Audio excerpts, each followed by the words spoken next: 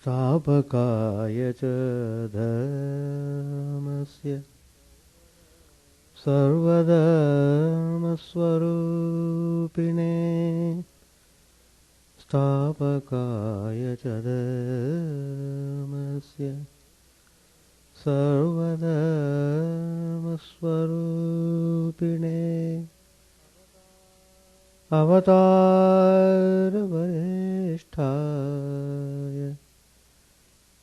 रामकृष्णाय ते नमः। असतो मा सद्गमय तमसो मा ज्योतिर्गमय मृत्योर्मामृतंगमय। ओम शांति शांति शांति।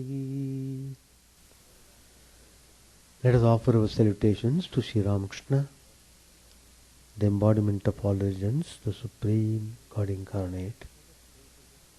Let us pray to Him to lead us from the unreal to the real, to lead us from the darkness of ignorance to the light of knowledge, to lead us from death to immortality. Today's topic I am speaking, how to be spiritual.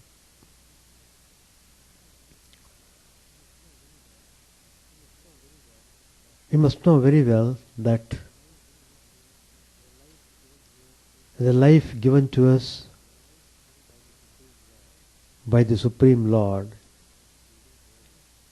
is very precious. We must become aware of this fact and use this life in proper way. Coming in contact with holy association, having strong aspiration to realize the truth, to take all necessary steps so that one is preventing obstacles in life. So all these steps are very important, and every step is a stepping stone to the other. The point is, we should not neglect this human life. Every moment of it is golden. The sooner we realize this fact, the better.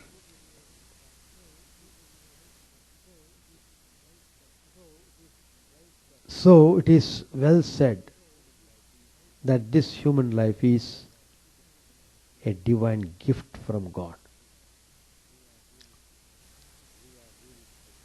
We are really special.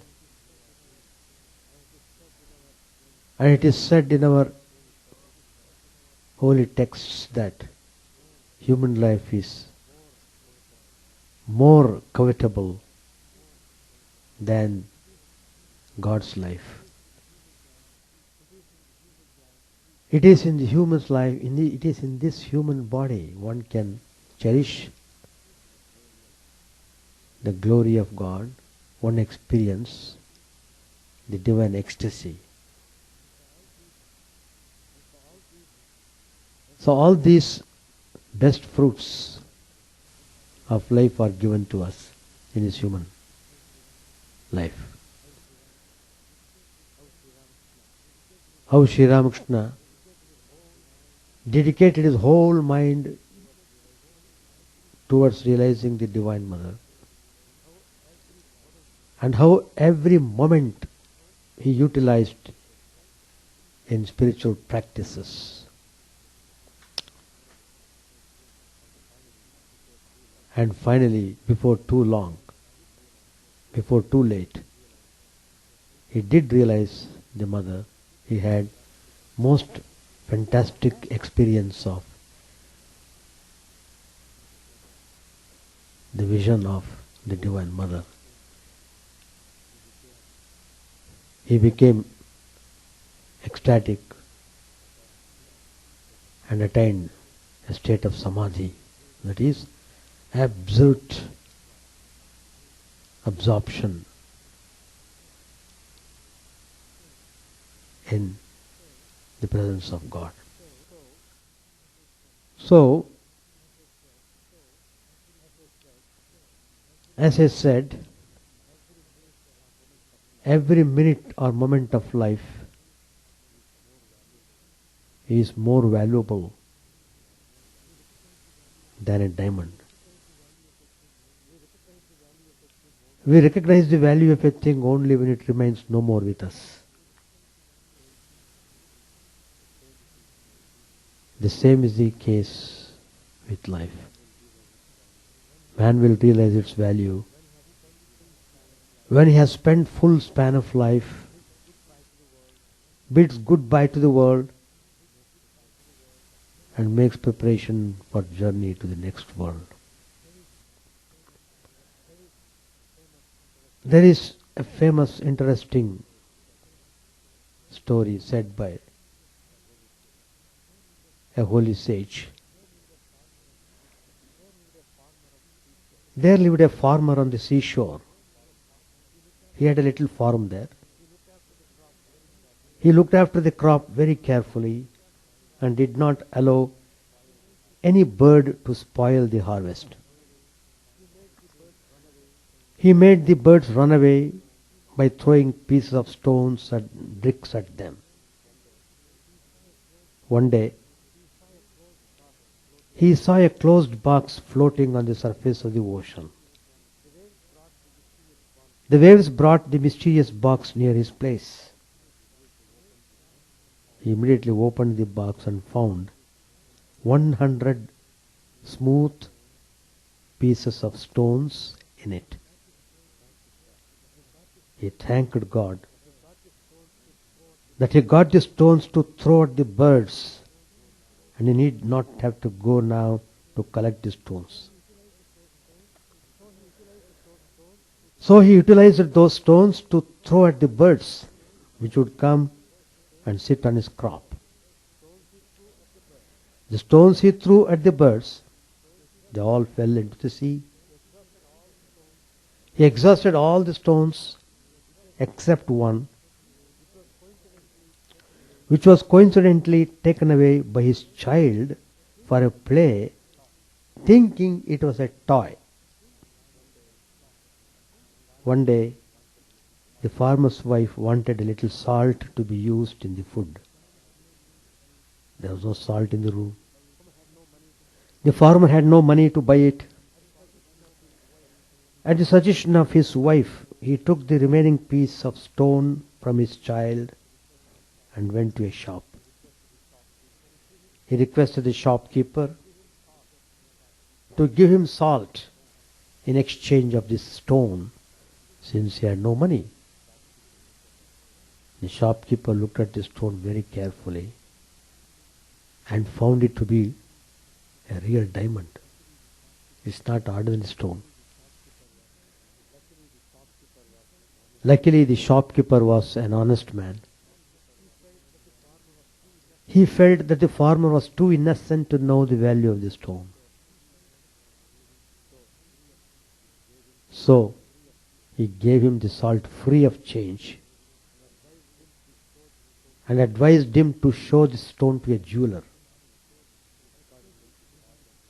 Accordingly, the farmer went to a jeweler and expressed his desire to sell the stone. The jeweler offered him more than $100,000 for it, for one stone. The ignorant farmer, he could not believe himself. He was astonished and astounded. He narrated the whole story with immense regret, how he threw away all the 99 precious stones at the birds, and all the stones dropped into the sea. At that time he was not aware of the value of the precious stones.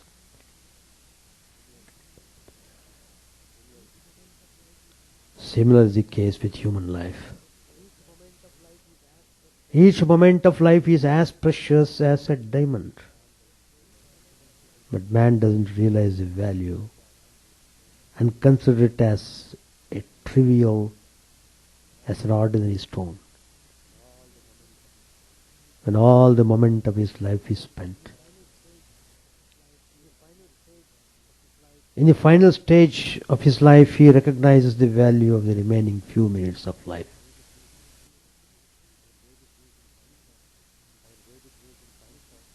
Our Vedic religion points out,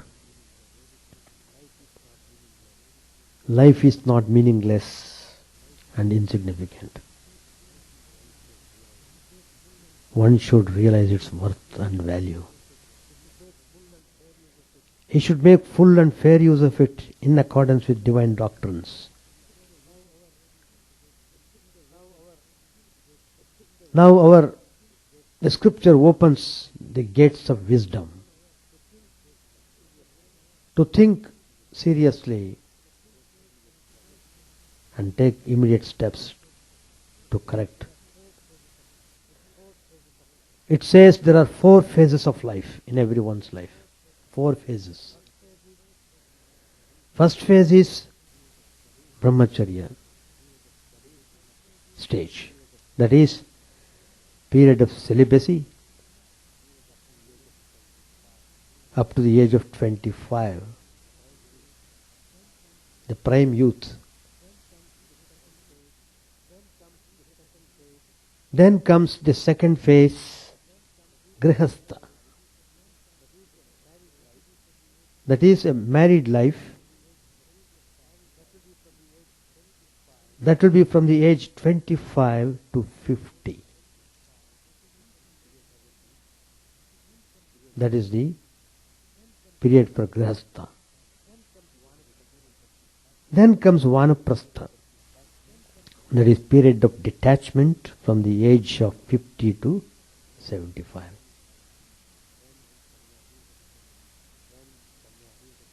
And then sannyas, the period of renunciation from the age of 75 to 100. Last leg of the life, he wants to renounce. When there is nothing to renounce. Anyway, so how they have divided our lifespan into all these phases. They are very important, indispensable and useful. Every stage is very important, but we should know how to live properly in these different phases. According to Vedic religion, minimum span of human life is 100 years. The whole life is meant for constructive action. Constructive action. Inaction is negation of life. Inaction is another name of death. It is bounden duty of man to live full life of action in search of God. So, in order to do that, we must have very strong, determined aspiration to realize the divine. And this human life should be utilized towards that end.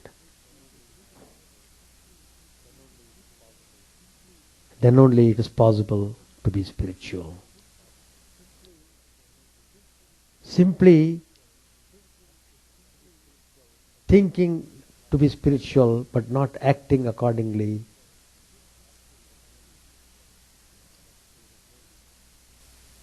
is of no use.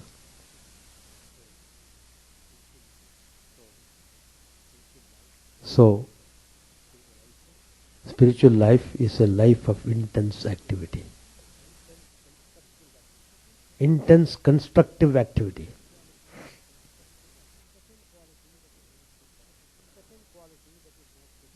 Second quality that is most important to sustain the spiritual life is zealousness. Sri Ramakrishna said to the devotees, as a tiger devours other animals, so does the tiger of zeal for the Lord eat up lust, anger, and the other passions. Once this zeal grows up in the heart, lust and the other passions disappear. That's why Sri Ramakrishna used to say, the first and foremost point in spiritual life is to cultivate love towards God. Do by whatever method you want to. But that must be done. Without the love of God, you cannot proceed in spiritual life. So faith in God is the foundation of spiritual life. To be spiritual means you must have tremendous sincerity and faith in the divine. Sri Ramakrishna gives the example of gopis of Vrindavan. They had that state of mind because of their zeal for Krishna. Again, this zeal for good,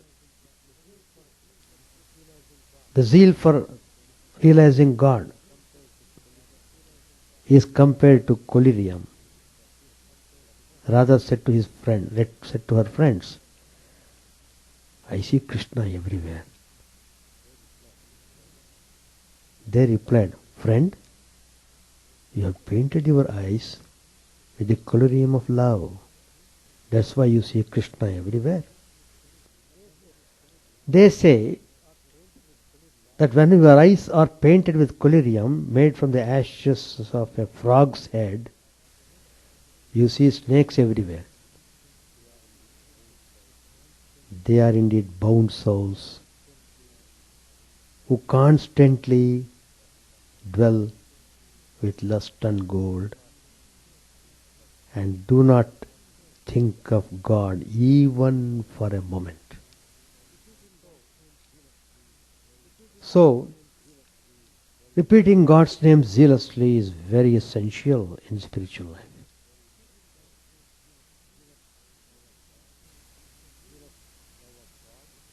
Zealous love of God is a path of bhakti. You must really intensely hanker after the realization. You must meditate on Him deeply in solitude and pray to Him earnestly to reveal Himself to you. Cry to your mother Shyama with a real cry, O mind, and how can she hold herself from you? Addressing the devotees, Sri Ramakrishna said, the spiritual wisdom of worldly people is seen only on rare occasions. It is like the flame of a candle. No, it is rather like a single ray of the sun passing through a chink in a wall. These are the words of Sri Ramakrishna. Worldly people chant the name of Lord, but there is no zeal behind it. It is like children swearing by God, having learned the word from the quarrels of their aunts.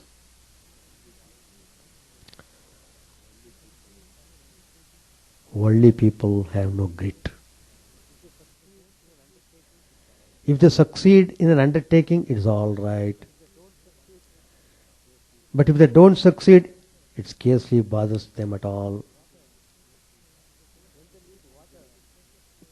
When they need water, they begin to dig a well. But as soon as they strike a stone, they give up digging there and begin at another place. Perhaps they come to a bed of sand. Finding nothing but sand, they give that place up too. How can they succeed in getting water unless they continue to dig persistently where they started?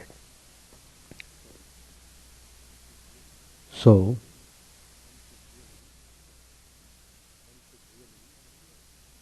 one should really understand and hear from the holy people that God dwells in the hearts of His devotees. Call on Him earnestly. What is necessary, my child, is earnestness. To be spiritual, you must be earnest. The mother dwells in every heart, and she doesn't take into consideration how much time you put into your practice, but only how you sincerely do it.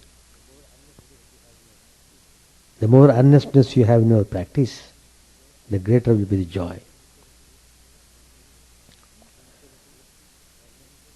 Sincerity, earnestness, purity, these form the main foundation of a spiritual life. So, to be spiritual, one must be sincere, one must be earnest, one must maintain purity. He reveals Himself whenever one supplicates Him with earnestness and tears in the eyes. God manifests Himself in the heart of a devotee who is sincere and earnest. Earnestness itself is a mantra. No teaching can help one who is not in earnest.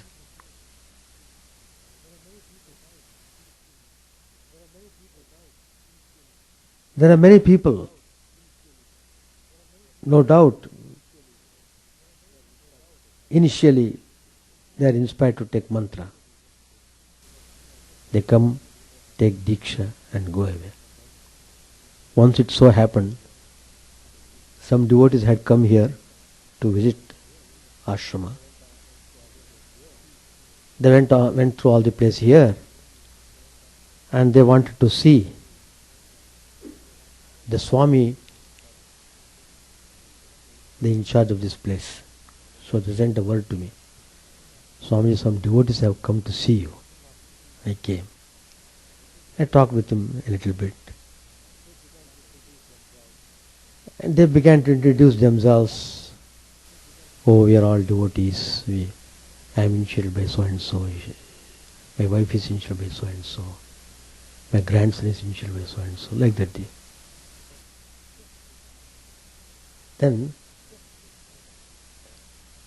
just out of knowing the thing properly, I asked the gentleman, what's your guru's name? He was scratching the head.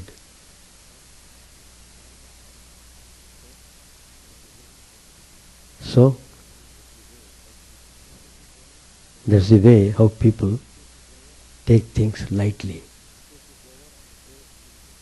The initiation is over on the day initiation has been received. After nothing to do. Not like that. If you don't do spiritual practice, the seed will not sprout. Again you have to struggle in your next life. Or many lives probably.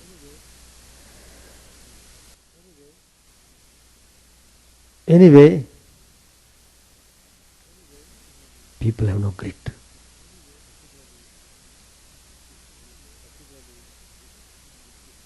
Particularly the grit is very essential in spiritual matters.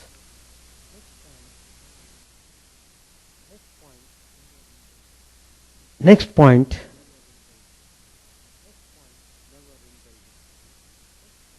Never indulge in gossiping. Do you want to be spiritual? Use every moment in a proper way. Gossip.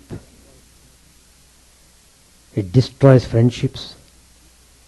It destroys relationships. Sometimes causes people to kill themselves and others.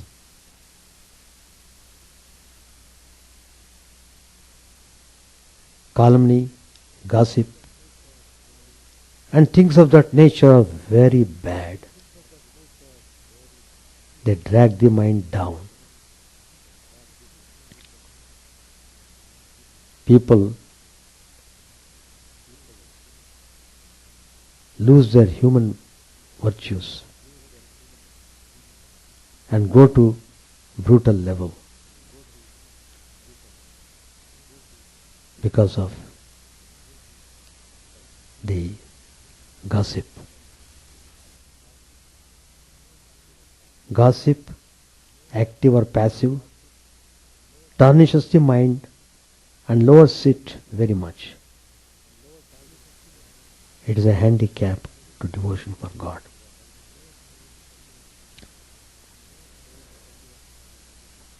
Don't spend your time in idle gossip. Gossip breeds mischief. If at all you want to talk of the Divine Lord and His glories.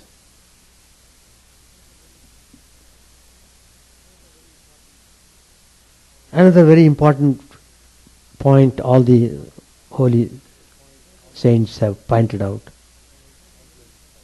Sri Ramakrishna also has said in the Gospel not to find fault or criticize others. Sri Ramakrishna used to say, don't criticize anyone, even an insect. Don't find fault. Learn to acquire love and sympathy toward all. Overlook the fault of others. If you can't help an evil man become good, of what use is your spiritual life?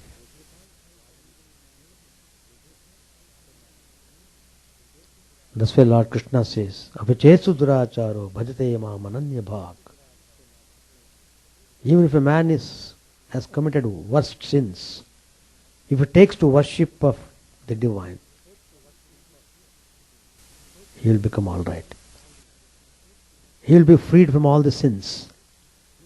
His sins will be washed away. But he has to worship. Action should be there. Simply dreaming won't help you. No dreaming. Action.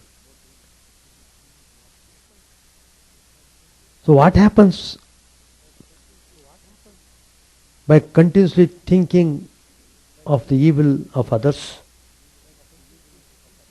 The evil of others will impress itself upon your own mind, and the good that is in you will be overshadowed.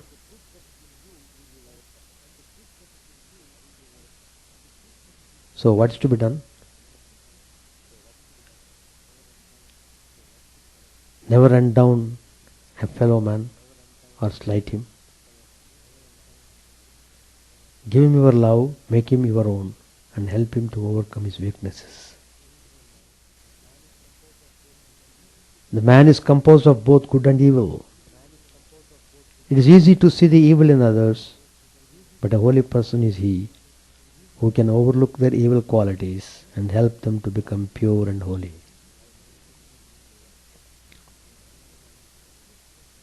Swami Premanji said, this lesson I have learnt at the feet of the Master. When the boys do any wrong, I reason and find that they are not at fault. Whatever fault there is mine.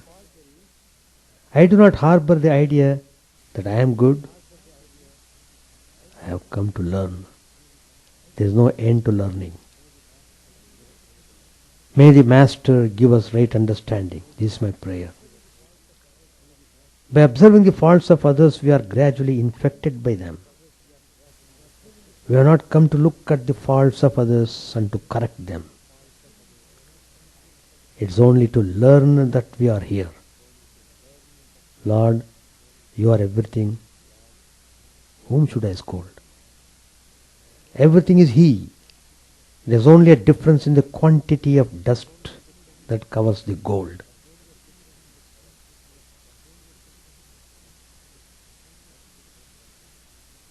One should make oneself free from selfishness.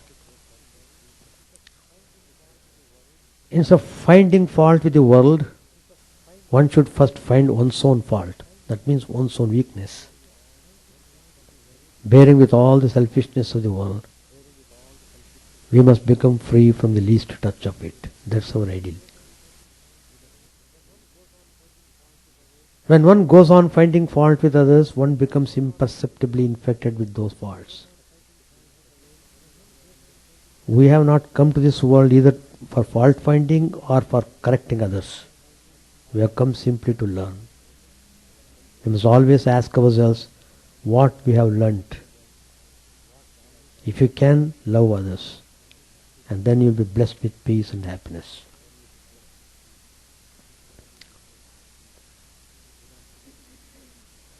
Do not see the defects of one another. See the good, the merits only. As Sri Ramakrishna said, be like the winnowing basket that retains the good grain while rejecting the chaff. Not like a sieve that lets the good material drop through the holes. Not like a sieve that lets the good material drop through and holds back what is worthless.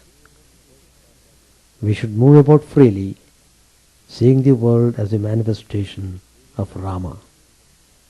To hate and injure anyone is to hate and injure Rama, who pervades the whole world. Learn to see your own faults and weaknesses. If you know that the ideal is to make the lips correspond to the heart, what are you doing to achieve that? Will you be healed of your sickness? If I take the medicine for you, if you realize that it is ruinous to indulge in sexuality, have you tried to find means to overcome it? Find out your weaknesses, repent, and promise not to repeat, but struggle to achieve purity of heart. Everyone wants to exhibit his good side and conceal his defects. Whoever can speak out his own faults frankly will get rid of them. It is not easy to confess one's weaknesses. If anyone can, know that he has worth in him. We are like dogs in glass houses, barking at our own reflections. We see another sushupti, deep sleep, not our own. We should be strict with our faults and lenient with the faults of others.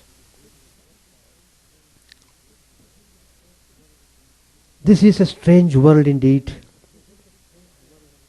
It's a very big museum for a wonderful show. The flowers on the Himalayan landscape, the Niagara waterfalls and the blue seas, the sky and the Taj Mahal, all are very beautiful and charming. But the earthquakes, volcanic eruptions, lightning, cyclones and epidemics of influenza and plague are frightfully awful and threatening. The spring is very lovely. The trees are adorned with flowers and fruits. The cool, gentle breeze is really exhilarating, but the summer is scorching. The winter is bitingly cold. Man laughs when he gets a son.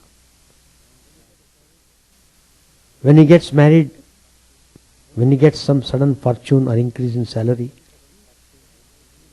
but weeps when his wife dies, when he loses his money. when he is thrown out of employment, or when he suffers from some acute disease. What do you really find in this illusory world happiness? Do you find in this illusory world happiness or pain, joy or sorrow? Have you now understood the illusory nature of Maya creation? This world is a mere appearance. Mind and the senses are deceiving you every moment. You have mistaken pain for pleasure. There is not even an iota of happiness in this sense universe. Abandon these selfish struggles and schemes for amassing property and wealth. March directly to that wire puller who is moving these toys of fleshy human bodies, who is keeping up this big show, who is behind this show. In him only you will find lasting happiness and perennial joy. Merge in him by practicing daily meditation, japa and bhajan and other spiritual practices. This world is as unreal as the shadow, bubble or froth. Why then do you run after the toys of name and fame? How uncertain is sensual life in this world. How transitory and fleeting is a sensual pleasure. Mark how many thousands of people were carried away in the recent Bihar and Quetta earthquakes. How many big palatial mansions were destroyed. This is Adidevika Tapa. We should develop Viveka, Vairagya and Bhakti. Go wherever you may. It's all the same. To whatever place you go, you will not find any real rest. The charming scenery may soothe the retina for a second. Ragadvesh, jealousy, passion and greed are everywhere. You will find the same earth, the same sky, the same air and the same water wherever you go. And you carry with you the same mind. Imagination and change of places have deceived not a few. So be contented, live where you may, but discipline the mind and the senses. Meditate on the inner self continuously. Here you will find the everlasting peace. Mind will stop deceiving you now. The whole world appears as a ball of fire. The whole world appears as a huge furnace where all living creatures are being roasted. Will your son or daughter or friend or relative help you when you are about to die? Have you got one sincere and selfish friend in all this world? All are selfish. There is no pure love, but that Lord, your real friend of friends, Father of fathers, who dwells in your heart, will never forsake you, though you may forget him. Adore him in silence. That God of gods, that divinity of divinities, highest of the highest, may he bless you with his love, wisdom, power and peace. As everything is unreal in this world, treat love and respect as poison. Be indifferent. Be reserved and reticent. Give up mixing with all types of people. Live alone and enjoy the atmic bliss in your heart. You don't want any company when you can live in the soul. You must show extreme contempt towards worldly things. Treat all earthly possessions and sensuous enjoyments as dung. They are poison, dust and straw. Turn the mind away from them. Then only you will get wisdom, jnana, knowledge. Give up clinging to this illusory life. Be fearless. Take refuge in Vairagya. All fears will melt away. Cling to the feet of the Lord. Cling to the indivisible, unseen, unknown, unknowable Atman or Brahman of the Upanishads. By indiscriminate clinging to relations, properties and objects, you have forgotten all about your essential divine nature. If you develop vairagya, if you subdue your senses and shun all enjoyments and pleasures of this worthless world, mixed as they are with pain, sin, fear, craving, miseries, disease, old age and death, then nothing can really tempt you in this world. You will become proof against all temptations. You will have eternal peace and infinite joy. You will have no attraction for worldly things. Lust cannot possess you then. If you really want God and God alone, kick this world mercilessly. You came alone. You will go alone. None will follow you save your own actions. Realize God. All miseries will come to an end. The company of worldly minded people will make you cling to the unreal world. The past now appears to you as a dream. Then why do you not believe that the present also will appear as a dream in the near future? All worldly pleasures appear as nectar in the beginning, but become virulent poison in the end. This world is a mela, a congregational performance as a diversion or sport for 2 days. This world is a mela for 2 days. And this body is a mere appearance for 2 seconds. Even if you become the sole monarch of the whole world, you can hardly be in the enjoyment of real bliss and peace.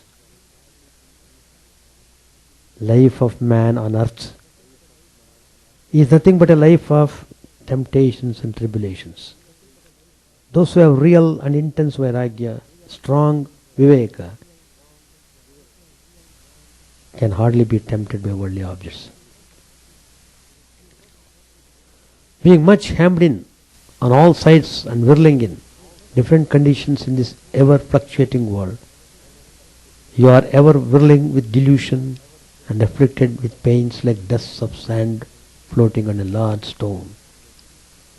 Now, reflecting upon time, which is eternal in its true nature, we cannot but term as a moment the 100 years of your life. While so, how is that you estimate your life so greatly and fall into all sorts of despondencies through insatiable desires? Who is there so debased in life as you who are spoiled through the gross mind? Comparing this life to the countless universes, you cannot but consider it as an atom. It is really surprising that you should rate high this universe full of pains. Even the greatest of persons will in course of time become the lowest of the low.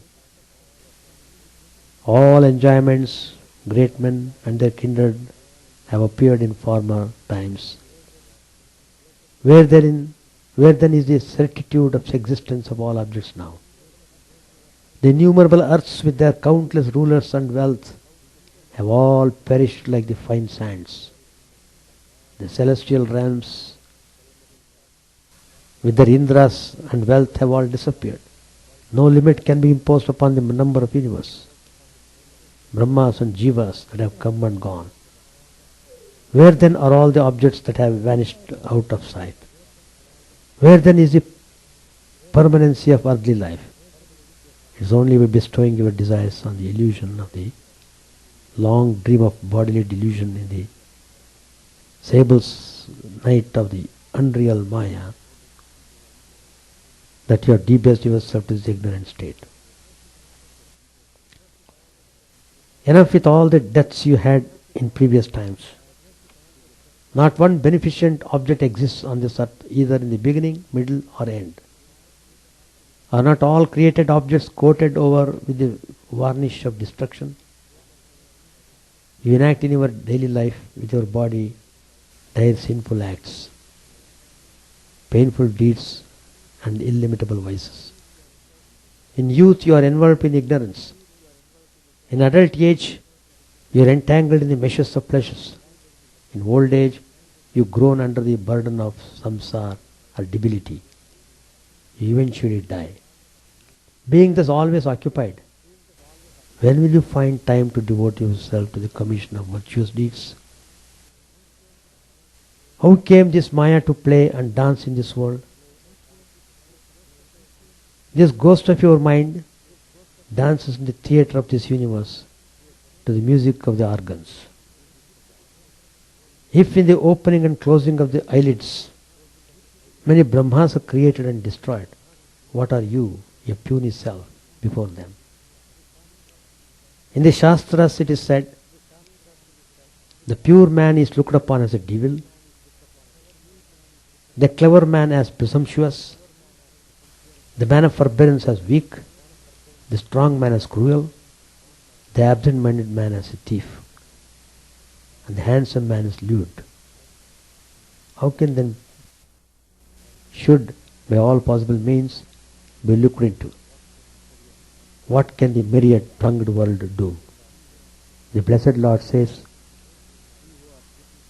he, O Arjun, who hates not radiance, nor outgoing energy, nor even delusion when present, nor longs after them, absent he who seated as a neutral is unshaken by the properties, who saying the properties revolve, stands apart immovable, balanced in pleasure and pain, self-reliant, to whom a lump of earth, a rock and gold are alike, the same to loved and unloved, the same in censure and in praise, the same in honor and in ignominy, the same to friend and foe, abandoning all undertakings, he is said to have crossed over the properties.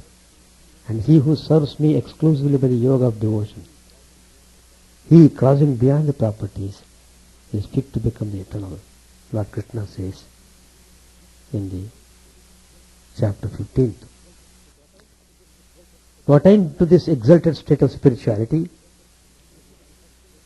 we should in the first instance fully realize the glory of life in the spirit or the soul.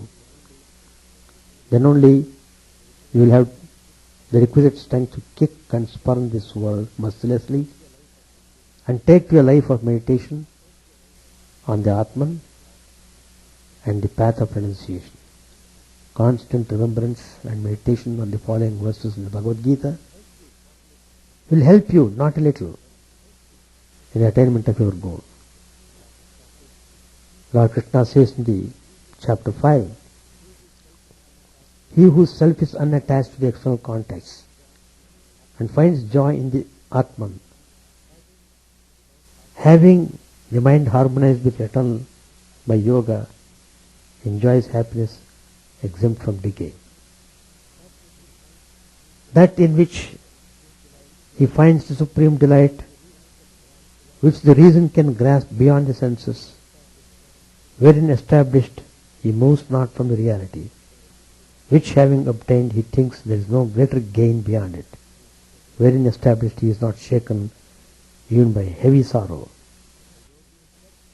The yogi, who thus ever harmonizing the self, has put away sin.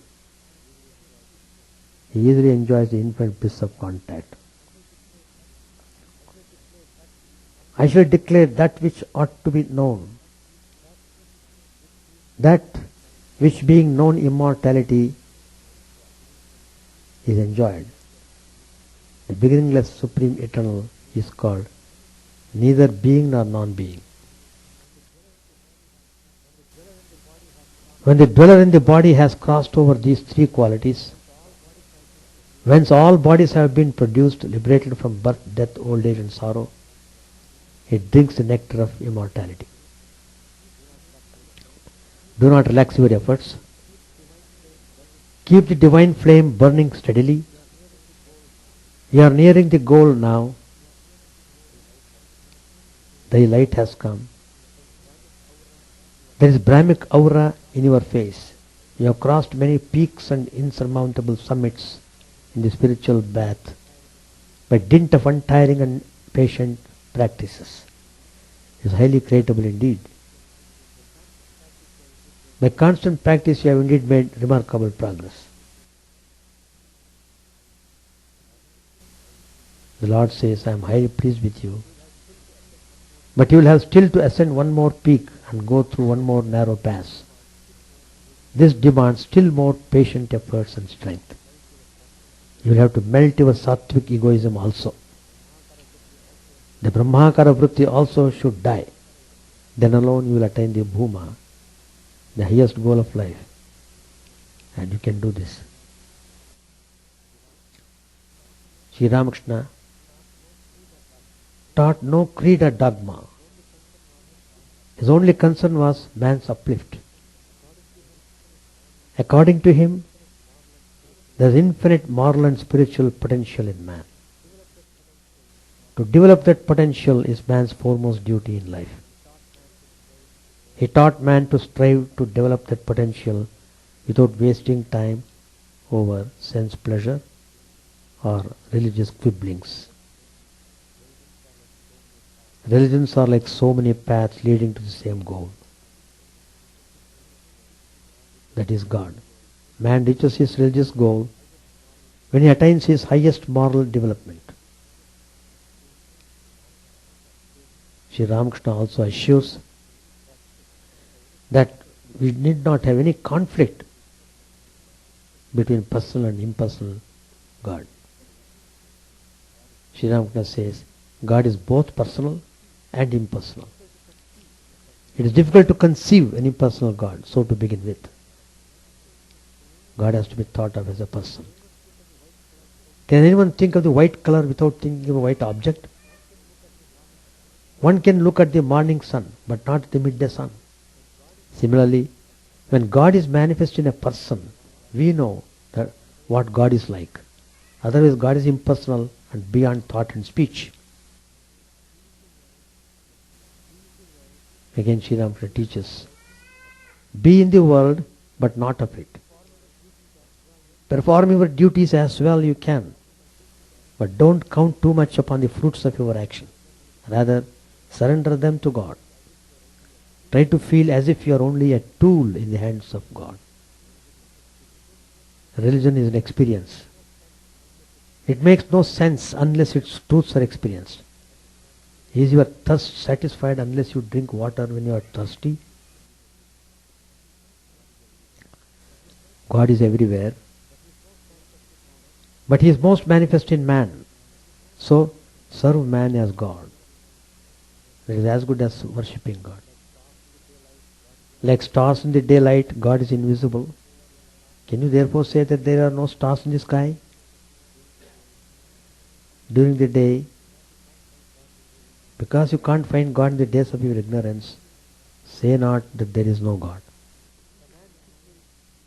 A man thickly embedded in Maya is like a piece of iron thickly embedded in mud.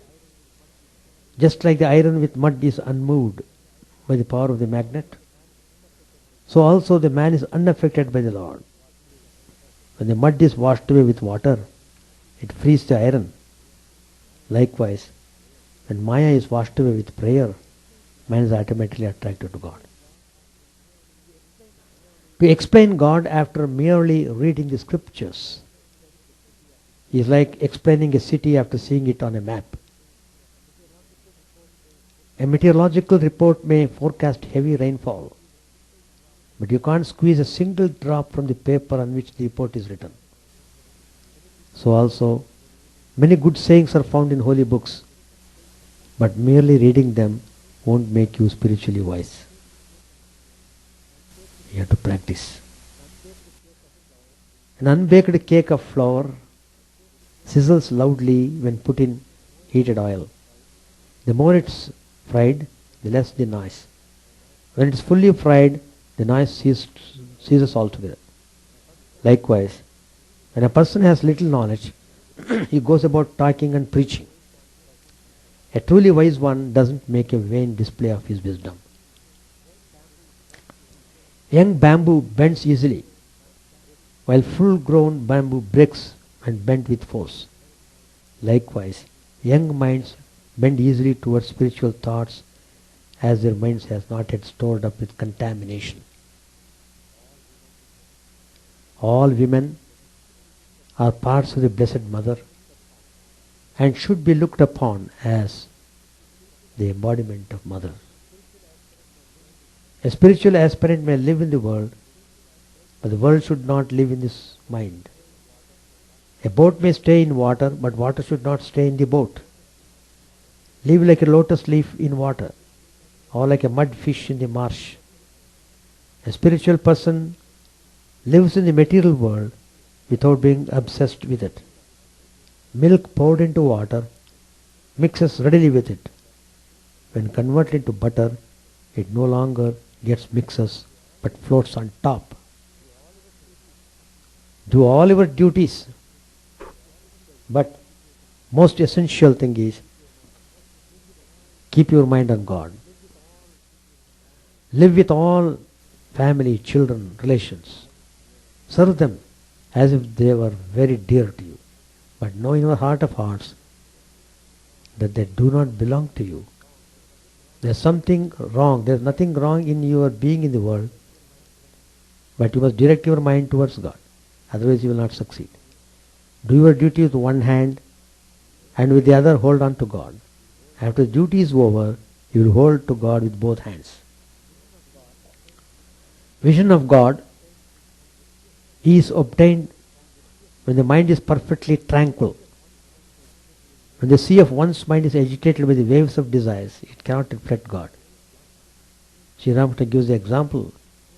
A kite with a fish in its beak was chased by a large number of crows and screaming kites, pecking at it and trying to snatch away the fish.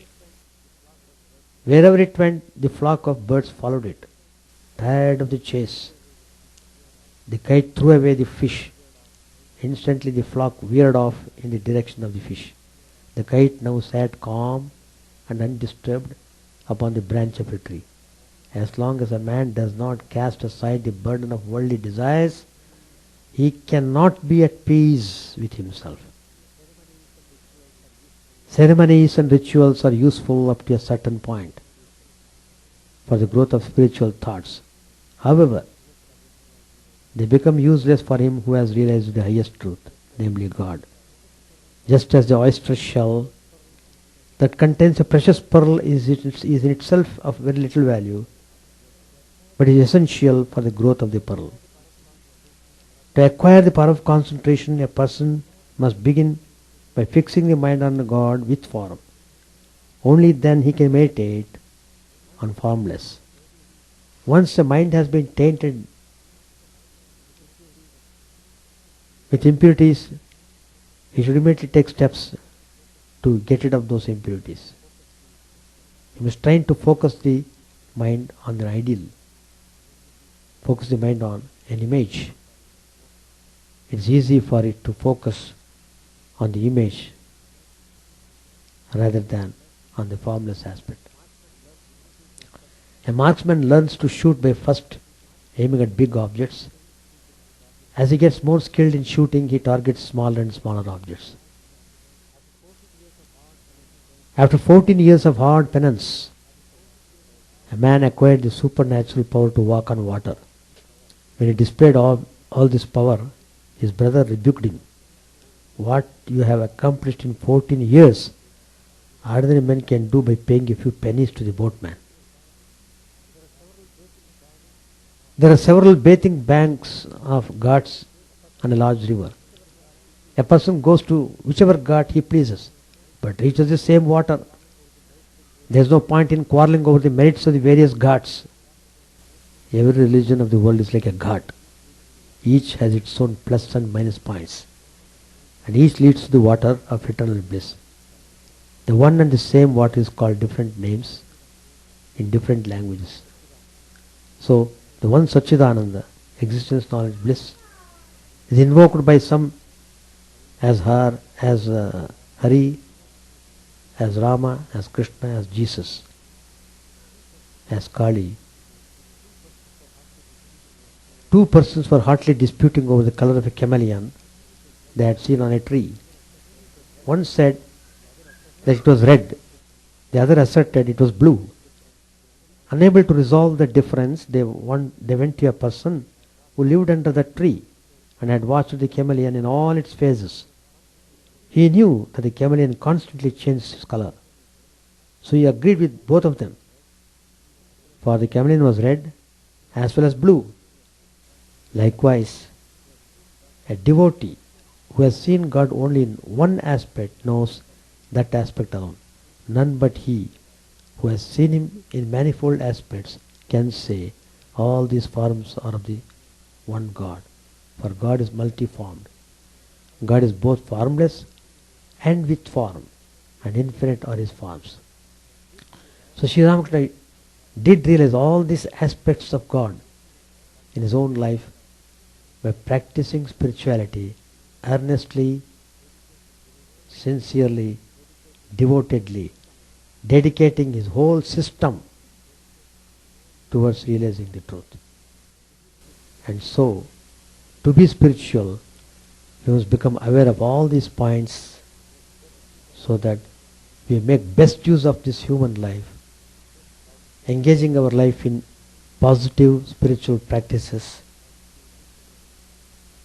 and then achieving something spiritual before we leave this body.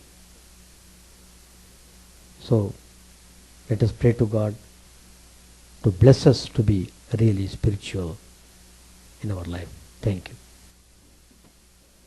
Om Sahana Bhavatu Sahanau Bhunaktu Sahaviryan Karavavagai Tejasvi Navadhitamastu Ma Vidvishavahai. Om Shanti Shanti Shanti. Harihi Om Tat Sat. May the Lord protect us, may He nourish us, may our knowledge be fruitful and enlightened. May we not hate each other. Peace, peace, peace be unto all.